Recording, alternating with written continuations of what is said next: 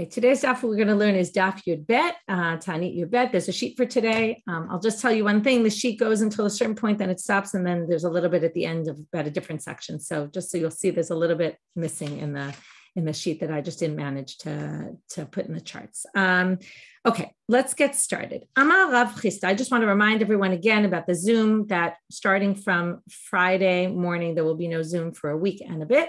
The regular shiur will be up every day. It'll be up early in the morning. Everything is set to go up at 5:30 Israel time in the morning. So the shiurim will all be there. Okay. Amar Rav Chisda. Hada amart mitanim l'shaot. We were in the middle of a discussion and I actually put it on the daf, on the sheet, a little bit of the flow from the previous page. Okay. So we had this question, mitanim l'shaot or not. Is there such a thing as fasting for part of a day?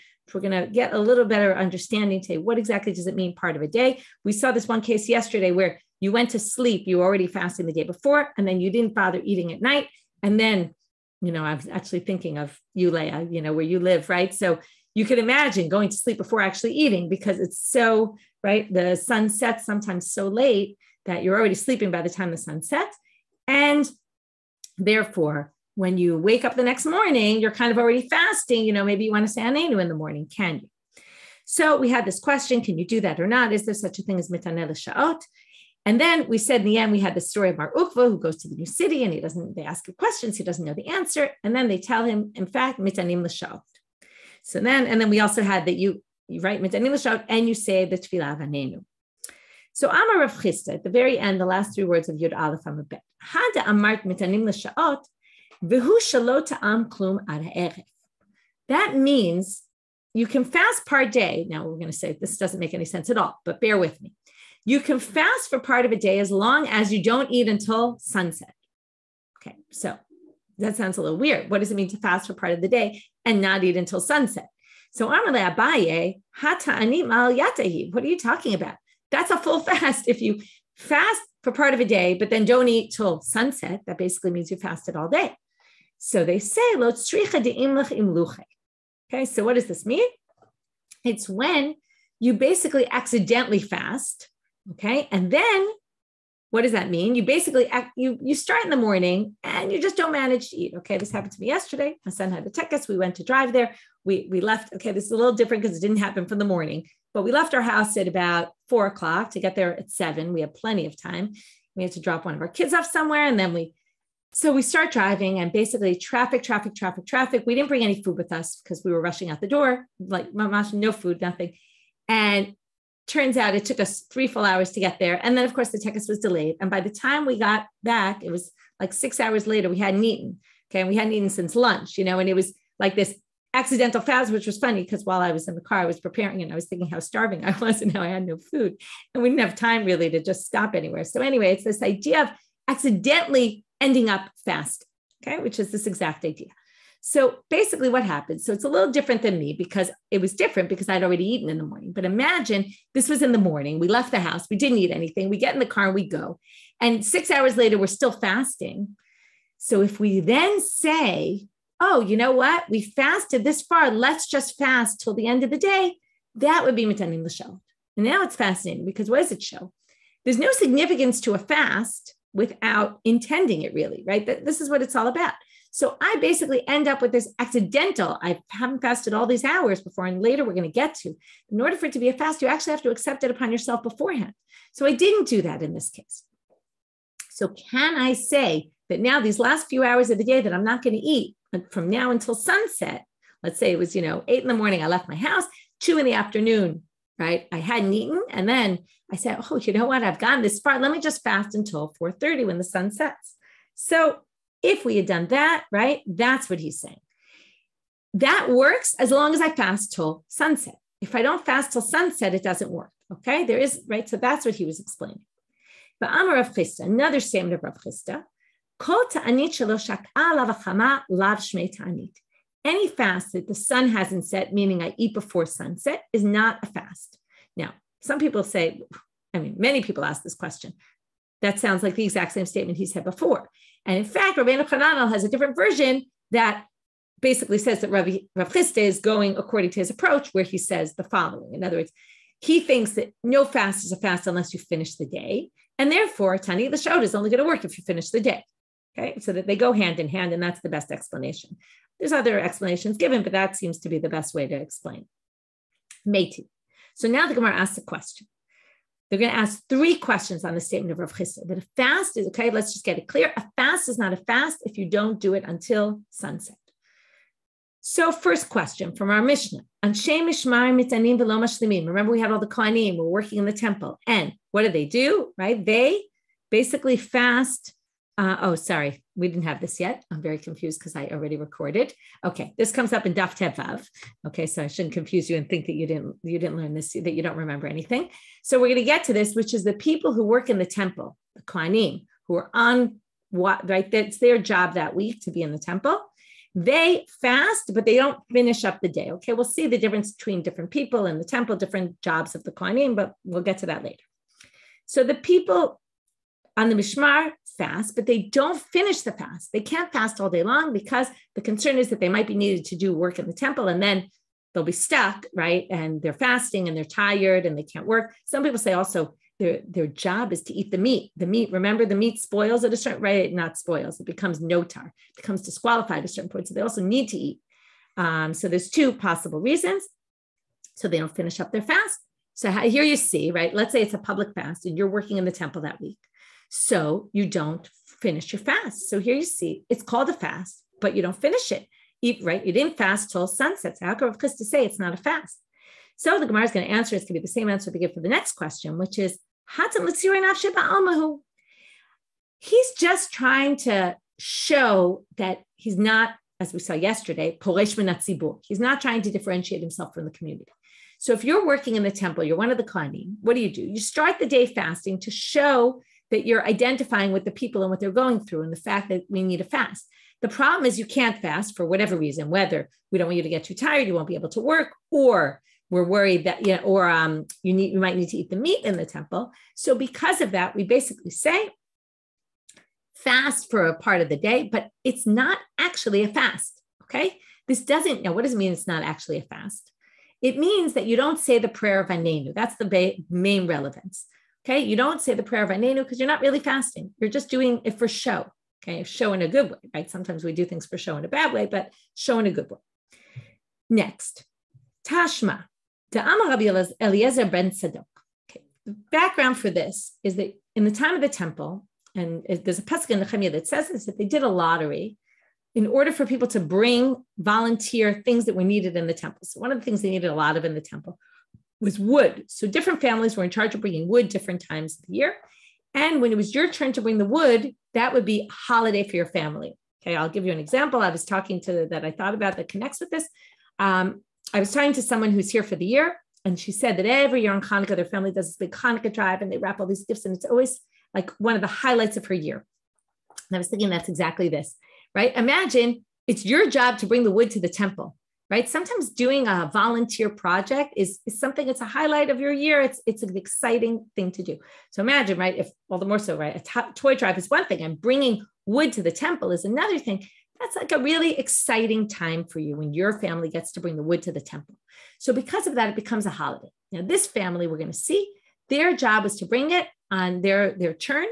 Their lottery fell out on the 10th of Av, the day right after Tisha B'Av. So that day for them was a holiday. So let's see what happens here. Rabbi Eliezer ben Tzadok says, I am from the grandchildren of Sna'av, who is the son of Binyamin. That really means he was from Shevet Binyamin. He wasn't the son, but he was descended from the tribe of Binyamin.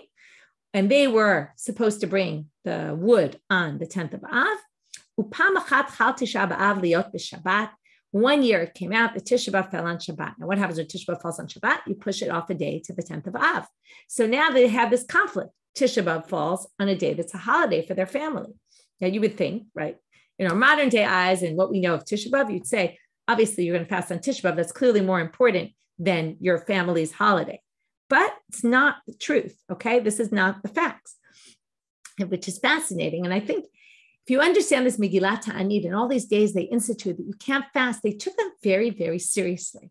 So here it says, Dachinu la'achar Shabbat. So we had to push, Dachinuhu, they had to push off Tisha B'Av to the day after Shabbat to Sunday.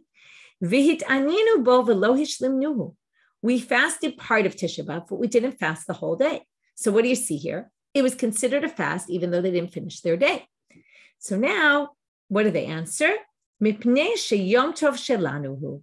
So they say, that's because it was Yom Tov Shalanu. Oh, this is a good question. I didn't think about that. You're asking a very good question, which is, wasn't this in the time of the temple? And then why was there Tisha B'Av? That's funny. I wasn't thinking about that. Let me just see if there's any. It could be that it was just still a holiday and it was no longer the time of the temple. You have to check Rabbi Elazar ben Shimon. Sorry, I didn't check that before. Rabbi Elazar ben Sadok. I thought I actually saw a note that said he was in the time of the temple. Okay, but in any case, let me see if I can look this up while I'm teaching. So we have here that basically he's saying the answer to this question is, this is the fascinating answer. They're basically saying that they didn't actually fast. In other words, this wasn't considered a fast. They just fasted to kind of show that we're doing like the people. Everyone's fasting Tisha B'Av, so we're going to also do it. But really, they weren't actually fasting. It wasn't considered a fast. They didn't say Anenu. Okay, so let me just see. No, I don't see a note about it here. Okay. I'm guessing it was after the temple and he was just from the family and they continued to keep that as a custom. Okay. Next. Third question against Rav Chisda. Tashma, the Amar Rabbi Yochanan, Taanit ad shavo lebeiti. Rabbi Yochanan said, I will be in a fast. Okay, one second. What are you saying? That Rabbi Tzadok lived at the time of the destruction. So I guess that means that he was after the time of the destruction, which makes sense. And then it just shows that even after that, they kept it, which makes sense in light of Megillat Taanit, right? There were all these days that in the past had been special days. So here you see there's not just special days for the community, but for individual families as well.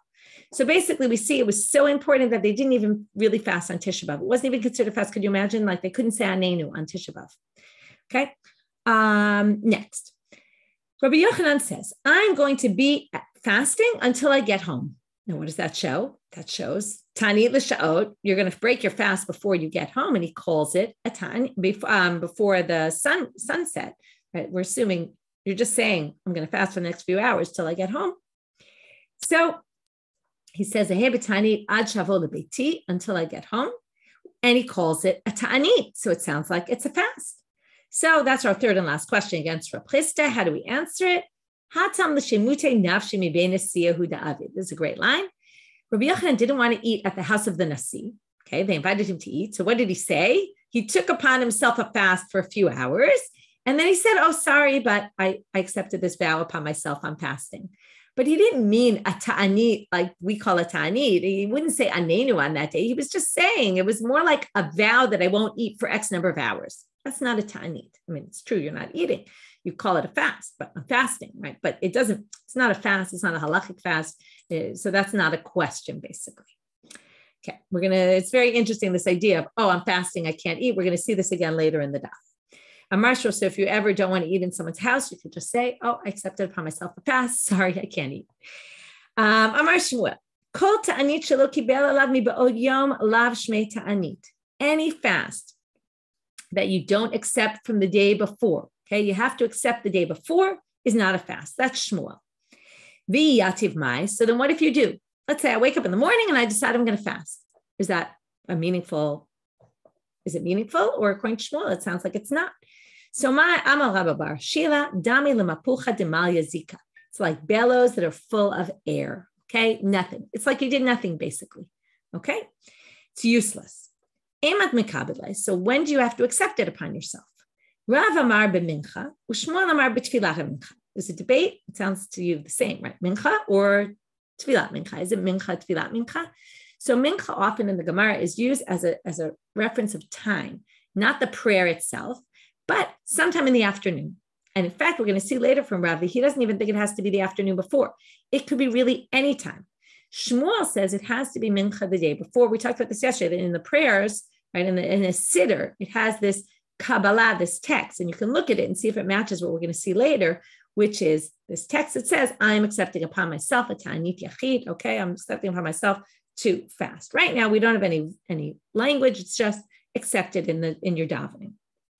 There's a debate about where to do it in Shema Kolenu or to do it at the end of the very end, right? In the Sidurim, it appears at the very end, but there's a machloket among the commentaries where it goes in the Tefillah.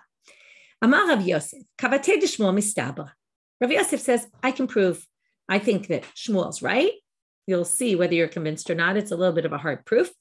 But he says the following, Dichtib b'Megillat Taanit. In Megillat Taanit, again, this book that's full of all these different days that one is not allowed to fast, it says, Lahen kol inish diyete alohi mikad matana. Okay. Or, by the way, Megillat Taanit, if I didn't say this before, I'm pretty sure I did, but it was a book that was put together. It could be I said this in the last Masechet. It was a book that was put together during the time of the temple, when the temple still stood. Okay, so it says there, anyone who takes upon themselves mikad matana from some earlier time, yesal. Okay, the word yesal, yud samach resh. So it means, okay, it's unclear exactly what it means, but yesal will prohibit himself. Okay, so what does that mean? My lav yesal atzmo bitzlo. Slow is like slota in prayer. Is it not?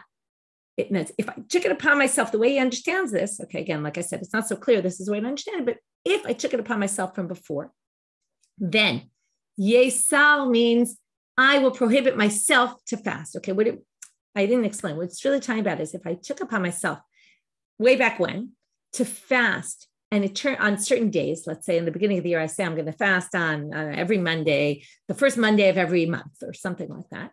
And it turns out one of those Mondays turns out to be one of the days in Megillat Taanit. So it says yesal, which means one will prohibit themselves the day before the fast, and they'll fast anyway, even though it says Megillat Taanit you can't. But since the person accepted it from the beginning of the year, then if one kind of prohibits oneself in his prayer, according to Rav Yosef, that's how he reads it, the day before, then he will be forbidden. So Gemara says, what are you talking about? You could read it differently. Lo, ye aser atzmo. It could mean ye aser, which means it will be forbidden to you, meaning not that you have to do something active the day before. No, once you did it, and this is why we're going to prove Rav is anytime, way back when, it doesn't matter when, it's automatically prohibited to you, even though that day is mentioned in Megillat Taanit as a day you can't fast. But since you did it way back when, and we're going to see exactly why and how this works, and we're going to see it's not every single situation. So Pligi Bahar Rabbi Chia Rabbi Shimon Bereb, they also have a machloket about how to read this. Chad Amal Yesal v'Chad Amal Yasel. One says the version is Yesal with the Yud, which is like Shmuel, and one says the version is like Rav, which is Yasel. Note these people, by the way, lived before Rav and Shmuel. Manda Amal Yesal Kidamrinan. So the one who says Yesar is like we said, if he takes it upon himself the night before, the day before, right before a mincha, then yes, he'll be forbidden, and if not, not. Lemanda Amal Ye Aser Maihi. Why will it be forbidden if it falls out on this day that he can't? How does it work? Titania b'Megillat Taanit. It says also the following in Megillat Taanit. Kol inish diyete Elohai mikadmat denan ye aser. Okay, that's the exact same line. And there, by the way, the version is ye aser in this Braita. Ketzad. How does this work? What's the case? Yachid shekibel alav sheni v'chamishi shel kol hashana kula. Let's say I get up in the beginning of the year and I say, every Monday, Thursday of the year is going to be a fast for me. I'm going to fast this year, every Monday, Thursday. And now, obviously, what might happen? Some of the Mondays and Thursdays of the year are listed in Megillat Taanit as days you can't fast. Now it's going to depend. We're going to see it's not necessarily going to be valid. If his vow came before the decree, okay, let's say, right, that year, when I said I'm going to fast every Monday, Thursday, that year something happens in a particular day and the rabbis say, this day is a happy day, no fasting. I already took my vow, I'm going to fast. And therefore, right, yivatel nidro et gzeratenu. His vow will override our decree. But im gzeratenu kodemet lenidro, but if when we decreed it, that was before, it was already a Megillat Taanit, it was already a day that was forbidden to fast, then tivatel gzeratenu et nidro. Then his neder is invalid. That's one way of reading it. Some people say it's a little different. It might depend on whether the new moon was declared already or not, because also when you do that, okay, if we go back to Masechet Rosh Hashanah, You don't know in the beginning of the year what days of the week things are going to fall out on, because it all depends on when Rosh Chodesh is. So if like there wasn't a set calendar and he didn't know it was going to fall out, then maybe that's what's the Gzeratenu is the Kiddush HaChodesh. So if his vow came before we did Kiddush HaChodesh, then his vow will be relevant. If let's say it was that month where he already knew when he said Monday, Thursday, and he knew that there was a Thursday in that month that was in Megillat Taanit, then that wouldn't be relevant. But any future one that was based on when they set the calendar and he couldn't have possibly known that before, that will be, then he'll have to fast. So there's even a third explanation, maybe even more, but I saw three. Anyway, there's different ways of understanding exactly what this is. Tanu Rabbanan. Ad matay ochel v'shoteh. When you have these fasts, until when can you eat and drink, right? A fast that starts, remember we're in the first set of fasts, that is these fasts start in the day only. They don't start at night. Soon we're going to get to the fasts that start at night. This first set of fasts, okay, we've discussed so far, just to review, 2 sets of fasts. The first is individuals, 3 days with the individuals, starting from Yud Zayin Cheshvan. The second set is Aleph B'Kislev, and that's really, we're going to call that the first set, because the first set was really just for individuals. Our whole topic is Taniyot Tzibur, communal fasts. So now the first set of communal fasts that start from Rosh Chodesh Kislev is only, right, the first set is only from the morning, not from the night. I see you're asking about Megillat Taanit. There is you can find a version of Megillat Taanit. It exists. Okay. We have, I think it's a full copy. I believe it's the whole thing. You can find it. You can go Google it. You'll find it. Okay. So until when can you eat? And this is when when we have fast days. When does the fast start, right? You always look, it says, oh, this fast starts at 4:04 or 5:15 or something like that, right? It starts some early point in the morning, which is not sunrise. Okay. Why not? It's based on this. It's the Amud HaShachar, which is earlier. Okay, thank you, Adam, for posting Sefaria Megillat Taanit, right? Sefaria is good for all that stuff. It has Megillat Taanit, so there you have it. So Ad She'ala Amud HaShachar, okay, when it's like dawn, okay, before the sun rises. Divrei Rebbe. Rabbi Shimon Omer Ad Krot HaGever, till the rooster crows. There's 2 crows of the rooster. Some people say it's the first one. Rashi says it's the end of remember we learned in Brachot, there's Ashmurot, right, the night is divided into, I think, 3 Ashmurot of 4 hours each. So he says it's the beginning of the last one. Okay. And then that would be much earlier in the morning. Okay. Either which way, it's earlier in the morning. So now, Amar Abaye, Lo Shanu Ela. Now, here's a good question. Another thing that I was thinking connects with my life. Took a blood test this week, right? And you say you have to be B'tzom 12 hours. So at 9:00 at night, the night before, I started to think about eating something, and I was, oh wait, it's already going to be 12 hours. I already can't eat right now. And then I was thinking, does it really? When they say 12 hours, do they really care 12 hours on the clock? How serious do we take this? So here they want to know if it starts in the morning, but does that mean I can really eat? Right? People wake up at 4 a.m. to eat sometimes before a fast. I don't know if you do this, but there's people who sometimes, they get up early anyway. So they wake up, they say, I'm going to eat before to make my fast easier. So can you do that? Okay. Here it seems like it's not 100% clear. I'm Rabbi.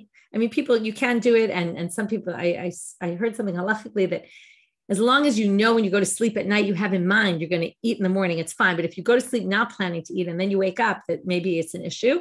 I'm not going to tell you that this is halachic. You can look it up, but I did hear that. Anyway, we're going to see a few different issues here. I'm Rabbi. We're going to have 2 different versions. I want you to pay attention to who's speaking because they're going to reverse roles in the second version.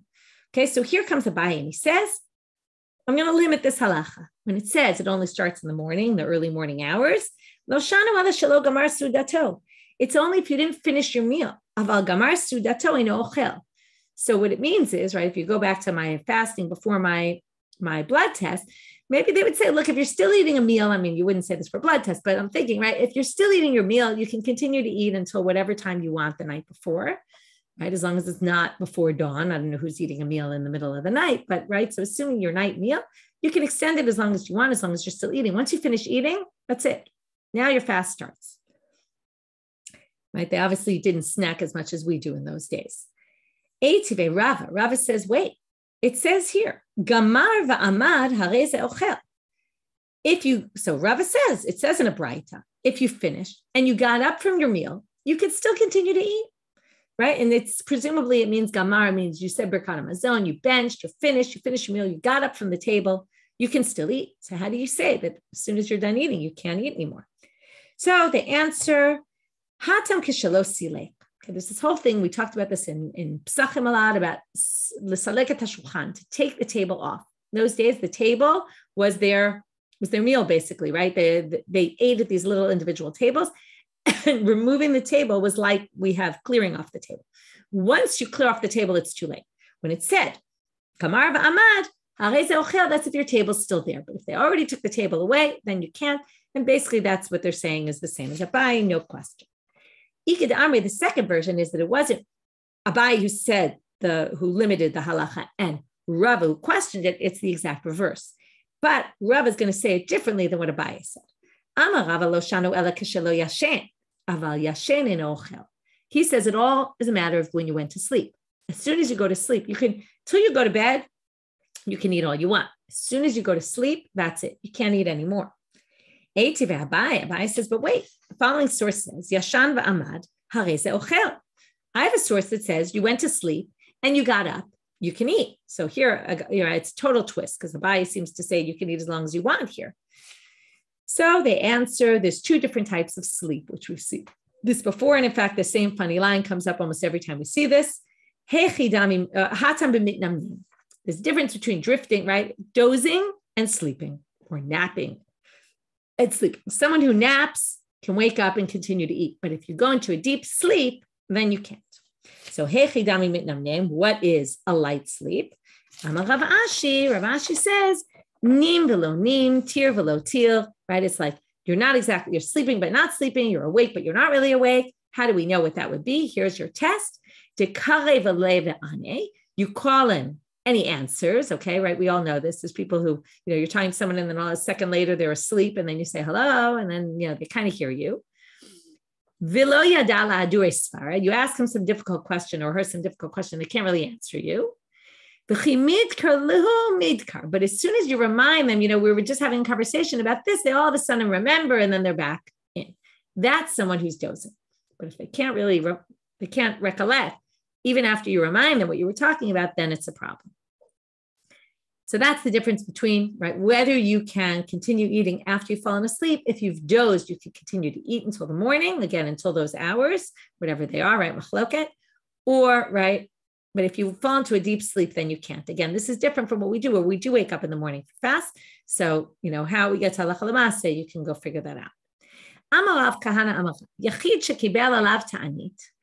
Now we're going to talk about an individual who accepts upon themselves a fast. Now, until now we said Taaniyot Tzibor. Okay, we talked about the first set of Taaniyot Tzibor are light kind of fasts. They're not like Tisha B'Av and Yom Kippur, but we're going to see in a few minutes, later on in today's daf, that the next two sets of fasts are more severe. Okay, no shoes, right? No leather shoes, no washing, anointing, etc.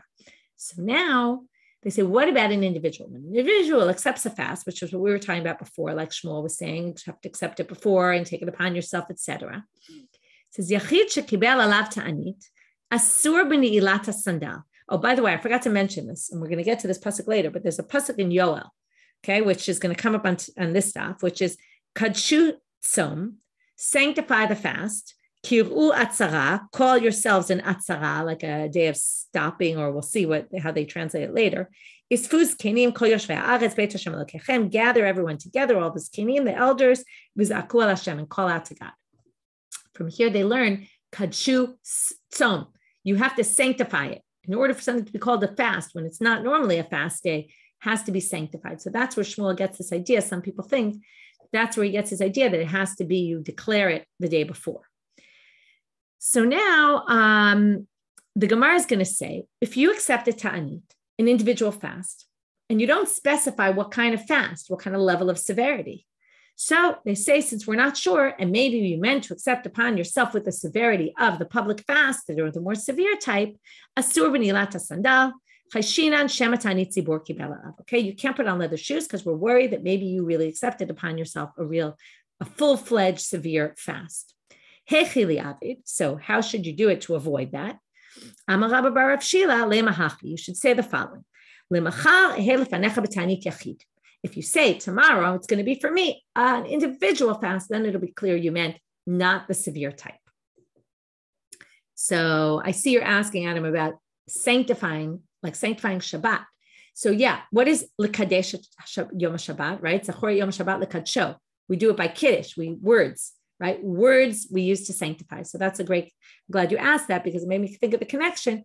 L'Kadesh is often to sanctify with words. So that's what it means to take it upon yourself by making a declaration. Amal Rabba Bar Rav Shiur. Okay, we did that. Amar le Rabbanan le Rav Sheshet. Okay, now the rabbis say, what do you mean? A Taanit Yachid? You don't have to, now there's this, you have to, and what they're saying is Taaniyot Tzibor, you can't wear leather shoes. So they say to Rav Sheshet, Haka Chazina Rabbanan, de Messiah Missanaihu, Va'atu lebei Taanita. It's a little bit confusing because we were talking about individual fast, but now he's talking about public fast. But I guess the point is if you say it's not public, then you don't have to worry about the shoes. But if you say it is public, it sounds like you'd have to worry about the shoes. So now he says, but the rabbis told Rav Sheshet was blind. So obviously this is why the rabbis told him, because he didn't see for himself. They said, listen, on a public fast day, we see these big Talmidei Chachamim, these rabbis, they come to shul. The Beit Taanita is the house of the Taanit, which is the place where they prayed on the fast, which is basically the shul. I see them coming. We see them coming. They wear regular shoes. So what do you mean the Taanit Tzibor you can't wear regular shoes? So he got upset with them and he said, these people aren't keeping the fast, right, properly with the shoes, it must mean that they're also maybe eating. In other words, maybe these rabbis aren't keeping the fast at all. Now you might say, what do you mean the rabbis aren't keeping the fast? But Rashi tells us that what Rav Sheshet was saying is, if you remember, we had this thing about Ein Taaniyot Tzibor beBavel, there are no public fasts in Bavel. So what it means, Ein Taaniyot Tzibor beBavel, according to many interpretations, is the severity of fast does not exist in Babylonia. In other words, they still might, if there's a problem with rain, let's say in Israel, they might also have these fasts in Babylonia, but they don't have the severity as they do in Israel. They never get to that level of severity of no shoes, no washing, anointing, all of that. So what he's saying to them is, maybe these rabbis aren't keeping the fast the way that, right, because they hold like Shmuel, the Ein Taaniyot Tzibor beBavel. But Rav Sheshet didn't hold by that. And Rav Sheshet thought that they do have the severity. So he thinks that you shouldn't wear shoes. But the fact that these rabbis are walking with shoes, he says to them, maybe they're even eating, maybe they don't even hold by a fast at all. Maybe they're, okay, so what he's suggesting is not what I just said a minute ago, that maybe, again, this line is a little bit confusing how to read it. But I think what it's saying is that maybe they don't keep these fasts at all. Maybe they don't think that there's Taaniyot Tzibor beBavel in the slightest, not even the severity, but even to eat. So in other words, don't judge from the fact that they're wearing shoes that means you can't eat, but you can wear leather shoes. Rav Sheshet saying maybe these people aren't even fasting. Okay, so therefore he kind of dismisses them. Next, now we're going to have three different approaches of rabbis to what they did with shoes in Babylonia specifically. There's many different interpretations of what this is, but some people say they wear their shoes upside down. Okay, their feet would be on the soles or something. They would do some sort of change with their shoes to show that it's not that they're not wearing shoes, but they're not actually really wearing shoes. So now, they would switch their right with their left and their left with their right. They would put the right shoe on the left foot. That would be their change. Right, I think about little kids who sometimes put their shoes on the wrong foot. Or what I'm also thinking of is the association I have is they always say you have to listen to the rabbis and don't veer from what they say. Yamin is small. If they tell you Yamin is small and small is Yamin, so here it's cute. They're switching their shoes from Yamin to small. And Rabbanit Ravashi nafke kur chayu. They just went out normally, regular shoes. Savri kidam hadam Shmuel ein Taanit Tzibor beBavel el Tisha B'Av bilvad. They held that the severity of fast they held like Shmuel, that it doesn't exist in Babylonia, only on Tisha B'Av. Every other day you can wear leather shoes. Amar Rav Yehuda Amar Rav. Now we're getting to a different topic about fasts. Loveh Adam Taanito Porea. You can basically treat it like a loan, that you can push it off and pay back a different day. Okay, so if you decided to fast on a particular day, and then something came up that day, some big family event, and you wanted to go, so you could push off your fast.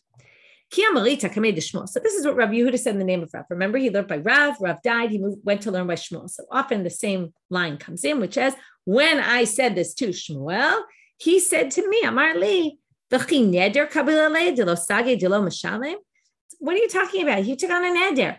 You can't just not pay your neder, your vow. You can't just push it off. So the answer, what do you mean? This I think connects with things we saw yesterday about how it's not necessarily such a great thing to fast. And this person took upon himself to suffer inside. But if he's not up for it that day, he can push it off. Okay, if it's not going to work for me that day, I'm feeling particularly sick, I don't want to do it. For whatever reason, you can push it off. Iked Amre, some people say that the discussion went a little bit differently. It started off the same way. You can push it off to a different day if you want. Pshita. Shmuel said, not, how could you possibly say this? But he said, that's totally obvious. Why? Lo yehel neder. It's just a vow. Neder milo matzeh bai l'shluma yomeza l'machar l'yom achlina. If you take a vow, you can always just push it off, right? Vows are very flexible. You can go and you can even get rid of your vows. So he says, of course, if you took a vow, you can always push it off to a different day. So likewise, of course, you can do this. So two different approaches, whether Shmuel says, no way can you do this, or Shmuel says, yes, of course you could do this. Rav Yoshua berei Rav Idi ikla lebei Rav Asi. Avdule igla tilta. Again, we're going to have a situation where someone comes and he's serving a big steak dinner. And right, igla mishuleshet is always a very unique, delicious kind of cut of the meat. Amrule, they said to him, litomar midi. They said, eat something. Amrule, betanita yativna. Too bad, I'm in a fast today. I can't eat. Amrule, velozif marvelifra. Why don't you just push it off? Lo savar mar lahad amar of Yehuda marav love adam tanito porea. Don't you hold like Rav Yehuda who said in the name of Rav that you could just push it off? Amar lehu ta'anit chalomhu. I'm not just a regular ta'anit yachid. Now we're going to learn there's something called the ta'anit chalom, if you haven't heard of it, which is if you have a really bad dream, you're supposed to take on a fast the next day, and you can't change that day, okay? That's a ta'anit chalom, which is in a different category, and it can't be changed. Amar Rabba bar Machasi, Amar Rav Chama bar Guri, Amar Rav. We're going to see two different things about it right now. Three halachot, actually. The first one, Yafet ta'anit l'chalom ke'esh l'ne'oret.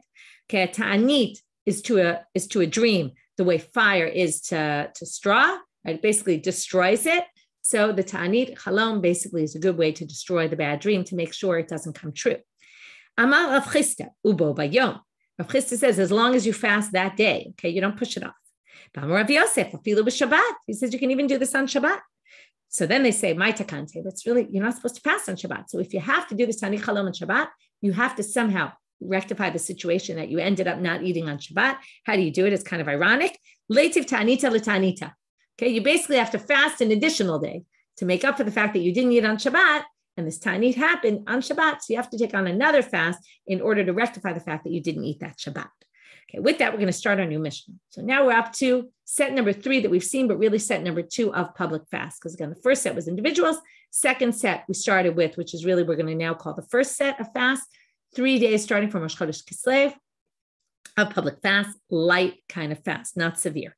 Now, avru elu velona anu. Those 3 fasts pass and you still don't get answered, no rain. Beitin gozlin shalosh taniyot acherot al hatzibur. We add another 3 fasts.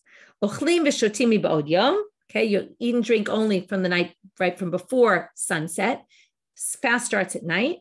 V'asurim b'melacha, you can't do work, which we're going to talk about soon why that is. U'b'rechitza, u'v'sicha, v'nilat ha'sandal, tashmish ha'mitah. Those are the 4 big ones that you can't do on Yom Kippur or Tisha B'Av. V'noalim et ha'merchatzaot, they close down all the bathhouses. And that's second set. Avru elu v'lona anu, we're moving quickly now, right? Those pass and you still don't get answered. Beitin gozlin alehen od sheva. Now you have 7 fasts. Shehen yu gimel taniyot al hatzibur. Altogether, 13. 3 plus 3 plus 7. Hare elu yiterot al rishonot. So how are they additional? We already had the most severe. So how could these be worse? Well, let's see. Shebe elu matriim. You blow the shofar on these days. Okay, on the last set. V'noalim et hachaniyot, and they lock up all the stores. So I want people to look in and see food in the stores. So they close all the stores.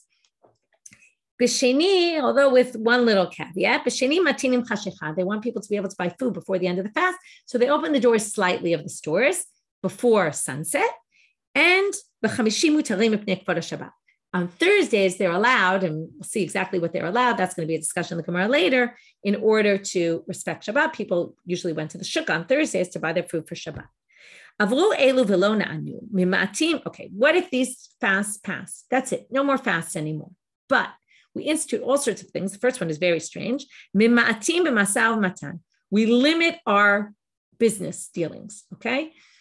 It's a way of showing, right? You would think this is way worse for people if they're going to have to limit their business dealings, but somehow they say you have to limit your business dealings. B'binyan, you shouldn't be building. B'nitiyah, we're going to see later in the Gemara what type of binyan, what type of planting, what type of building is forbidden. Be'erusinu b'nisuin, engagement and marriage, we don't do. She'elat, right? Sounds like 3 weeks, right? Where we don't get married. U'b'she'elat, where we don't build things, same kind of idea. B'she'elat shalom ben adam l'chavero, between greeting people, we don't greet people. That's like Tisha B'Av, right? Building is, I think, more of an issue on the 9 days specifically. Right? There's different customs. We're really in mourning because we're like people that God rejected. Okay, it's this feeling of God is no longer with us. Again, this is something we've discussed about. There's this concept that throughout this Masechet, that this is God's way of communicating with us, and this is God's way of saying, "You are right, not with me anymore. I'm not willing to be with you." And that's why we don't even bother fasting anymore. It's almost like it's a little bit too late. But it's not too late because we do other things. The fasts clearly aren't working. Individuals can continue fasting until the end of Nisan.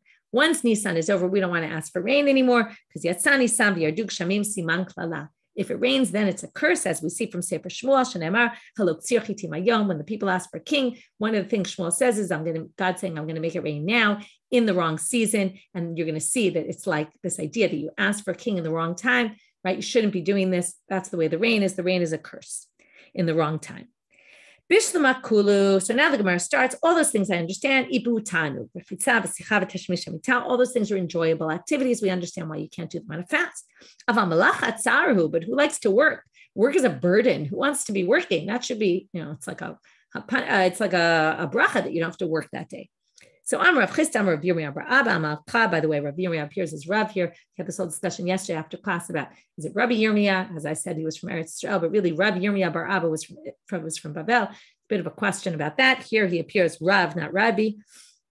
Amar Kra, Kidshus Tzom Kil Uatzara Isfus Kenim.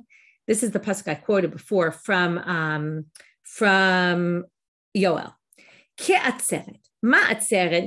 Notice they compare it to atzara. What's atzara? It's like atzeret. What's atzeret? A holiday. It's usually Shavuot is atzeret and also Shmini atzeret. Ma'atzeret asur b'siyat melacha. Av Taanit asur b'siyat melacha. Can't work. So now they say, wait a minute. Ima atzeret me'orta. Av Taanit nami me'orta. Atzeret is from the night. So then it should be the fast should start at night. And we saw not all these fasts start at night. Amar Rabbi Zera l'didi mefarshei leminei Rabbi Yirmiyah bar Abba. Amar Kra isfus kenim. It also says gather the elders. We always gather the elders during the day, not at night. That's why it's during the day.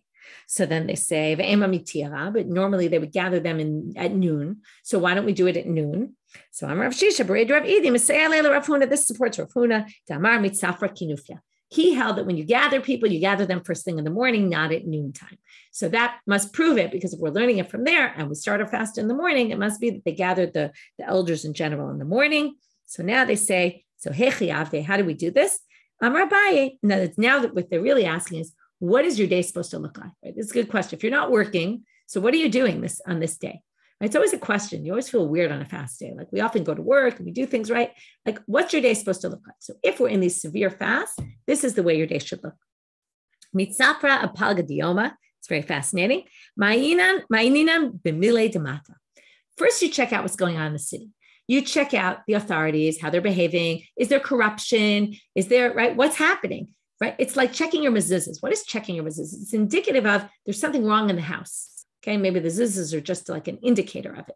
But it means like do an internal search. What's going on in your community? Is something not right somewhere that's causing this problem? So later we're going to ask, and we'll get to this tomorrow, why is that the first thing we do before we pray? Wouldn't you think you would pray first? So they're going to explain why. Very good answer. The next half of the day, you split into two. Quarter of the day, you do reading the Torah and the Haftorah from the prophets, which is what we do, right? Both in Shachrit and Mincha, we have Haftorah and on fast. From then on, we ask for Rachamim. Now they say, Shene'emar v'yakumu al amdam v'yikaru b'sefer Torat Hashem Elokehem revi'it hayom revi'it mitpadim u'mishtachavim la'Hashem Elohehem. So now they say that then they would do the Sefer Torah, right? They would read it. This is from Nehemiah. For a quarter of the day, and a quarter of the day they would do their mishtachavim u'modim. Okay, and then I'm just looking for something. No. Okay, so basically you have that they would do half a day. That then half a day they would stand up and read the. Half a day they would check out what's going on in the city, and then this pasuk tells you about the last 2 quarters of the day. Although it's not clear that would be the second quarter of the day, the second half of the day. But they claim that it is from the Gemara. We're going to see tomorrow why that is. They're going to ask Ipuchana, why don't you start with the praying and end with checking out things of the city? And we'll get to that tomorrow. You can think already about your answer why. Have a great day, everyone.